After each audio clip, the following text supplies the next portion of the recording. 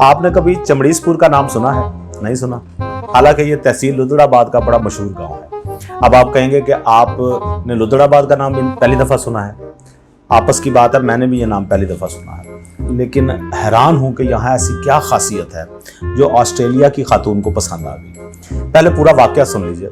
میں جس service station سے گاڑی واش کرواتا ہوں، وہاں کا ایک لڑکا طفیل مجھے کافی عرصے سے جانتا ہے۔ بمشکل 5 جماعتیں پڑھا ہوا ہے۔ صبح کے وقت سروس اسٹیشن پر گاڑیاں دھوتا ہے اور شام کو اپنے جیسے ایک ڈاکٹر کے پاس کمپاؤنڈری کرتا ہے۔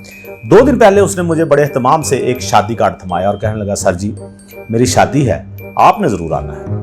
میں نے تجسس کے ہاتھوں مجبور ہو کر شادی کارڈ کھولا اور مجھے 2 جھٹکے لگے۔ پہلا جھٹکا تو یہ لگا کہ ساری عبارت روایتی کارڈ والی تھی، تاہم ولیمہ کے لیے جگہ کا نام چمڑیسپور لکھا ہوا تھا۔ میں نے حدود اربا پوچھا تو پتا چلا کہ یہ تحصیل لدھڑآباد کا گاؤں ہے اور اتنا مشہور ہے کہ یہاں کا بچہ بچہ اپنے گاؤں کے نام سے واقف ہے۔ دوسرا جھٹکا یہ لگا کہ دلہن کا نام جینیفر لکھا ہوا تھا۔ میں نے سر کھجاتے ہوئے طفیل سے پوچھا، دلہن غیر مسلم ہے؟ طفیل کے دانت نکل آئے۔ ہاں جی، لیکن میری خاطر اس نے اسلام قبول کر لیا ہے اور آسٹریلیا سے آ رہی ہے۔ میرے پیروں تلے زمین نکل گئی۔ آسٹریلیا کی جینیفر چمڑیسپور کے طفیل پر عاشق ہو گئی، لیکن کیسے؟ خدا گواہ ہے، حسد کی شدید ترین لہر میرے اندر ابھری، لیکن میں نے بڑی مشکل سے اسے دبا لیا اور اتنا ہی کہا، مبارک ہو۔ پتا چلا کہ طفیل فیس بک جوائن کر چکا ہے اور جینیفر سے اس کا رابطہ فیس بک پر ہوا تھا۔ اس کے بعد آپس میں گپ شپ شروع ہوئی اور دونوں طرف عشق ہو گیا۔ میں نے طفیل سے پوچھا کہ گپ شپ پنجابی میں ہوتی رہی؟ کہکا لگا کر بولا، نہیں سر جی، اسے تو انگریزی کے علاوہ کچھ آتا ہی نہیں۔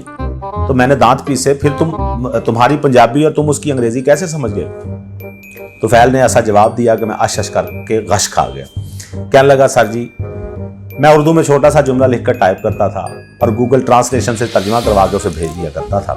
جواب میں جو کچھ وہ بھیجتی تھی وہ بھی میں اسی طرح اردو میں ٹرانسلیٹ کروا لیتا تھا اور اتنی سمجھ آ جاتی تھی کہ جینیفر کہہ کیا رہی ہے۔ بس اسی طرح ہم دونوں کو پیار ہو گیا۔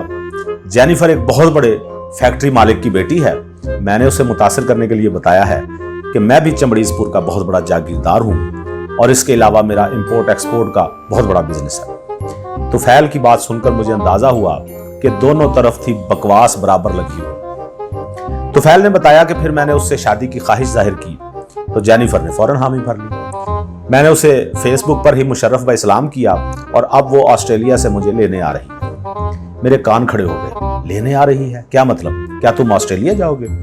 طفیل کا سینہ پھول گیا۔ ہاں جی سر جی، اس نے سارا انتظام کر لیا ہے۔ شادی کے بعد وہ مجھے آسٹریلیا لے جائے گی اور باقی کی زندگی میں آسٹریلیا میں ہی گزاروں گا۔ طفیل کی بات سن کر بے اختیار دل میں کسک سی ابھری کہ کاش پاکستان میں 20 سال پہلے فیس بک آ گئی ہوتی، لیکن خیر، ہونے کو کون ٹال سکتا ہے۔ آئے دن یہ خبریں پڑھنے کو ملتی ہیں کہ باہر کے ملک کی کوئی میم پاکستانی نوجوان پر نہ صرف عاشق ہو گئی ہے بلکہ شادی رچانے پاکستان بھی آ رہی ہے۔ کبھی ان لوگوں کو دیکھیے گا جن پر یہ مغربی عورتیں عاشق ہوتی ہیں۔ ان میں سے اکثر کا تعلق عجیب و غریب ناموں والے علاقوں سے ہوتا ہے۔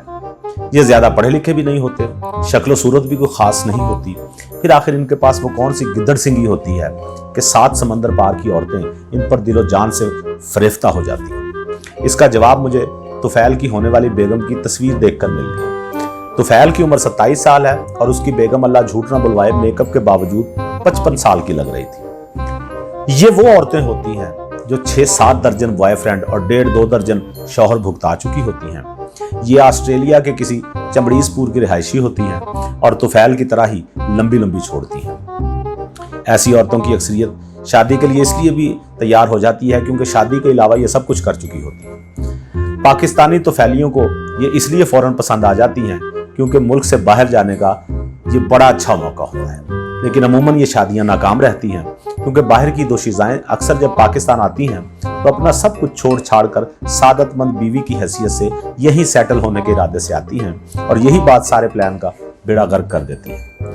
لیکن کئی ایسے خوش نصیب بھی ہوتے ہیں جو کسی جینیفر سے شادی کے بعد ملک سے باہر چلے جانے میں کامیاب ہو جاتے ہیں اور پھر ساری زندگی 7 سمندر پار چمڑیسپور میں سسکتے ہوئے زندگی گزارتے ہیں اور زوجہ محترمہ سے بڑی حسرت کے ساتھ پوچھتے ہیں کہ یہ آسٹریلیا کا کون سا علاقہ ہے جہاں ابھی تک تانگے چلتے ہیں۔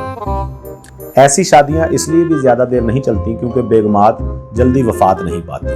अमूमन पाकिस्तानी नौजवान इसलिए भी बाहर के मुल्क की अम्मा से शादी करने के लिए तैयार हो जाते हैं कि ये जल्दी मर जाएगी, लेकिन होता बिल्कुल इस तरह है जैसे हमारे यहाँ कई नौजवान लड़कियाँ पैसों के लालच में किसी करीबुल मर्ग बाबे से शादी कर लेती हैं। ताहम बाद में पता चलता है कि शादी की खुशी में बाबे की सारी बीमारी रफू चक्कर हो गई है और अब वो बिल्कुल यूं हो गया है मुंडा जी में 25 साल का। इनकी मनकूहा बनने के लिए वही तैयार होती है जिसे 6 बच्चे पैदा करने के बाद याद आता है कि अब कोई अच्छा सा शौहर भी होना चाहिए। हमारे तोफैलियों को इसकी कोई परवाह नहीं होती, क्योंकि जब ये किसी जेनिफर से शादी रचाते हैं तो साथ ही अपनी मंगेतर को भी तसल्ली दे देते हैं कि शकीला मैं एक दिन लौट के आऊंगा। अक्सर पाकिस्तानी नेशनैलिटी के चक्कर में बाहर के ममालिक में पेपर मैरिज कर लेते हैं। साले पाकिस्तानियों के लिए ये एक महफूज शादी कहलाती है, जिसके बाद इन्हें नेशनैलिटी भी मिल जाती है और लाठी भी नहीं टूटती। मेरे एक दोस्त अरसा दराज से बैरून मुल्क मुकीम थे, उन्हें वहाँ की नेशनैलिटी नहीं मिल रही थी। मौसूफ इंतहाई शरीफ नफ्स और बाकिरदार थे। उनके पास बस एक ही रास्ता बचा था कि वो किसी अफीफा से पेपर मैरिज कर लें और जो ही नेशनैलिटी मिले उसे चलता करें। मौसूफ छुट्टियों में पाकिस्तान तशरीफ लाए तो बेगम साहबा से इजाज़त मांगी।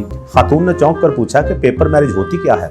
फरमाया ऐसी शादी जो सिर्फ कागज़ों में होती है। खातून इत्मीनान से सर हिलाकर बोली, अच्छा जैसे हमारी है।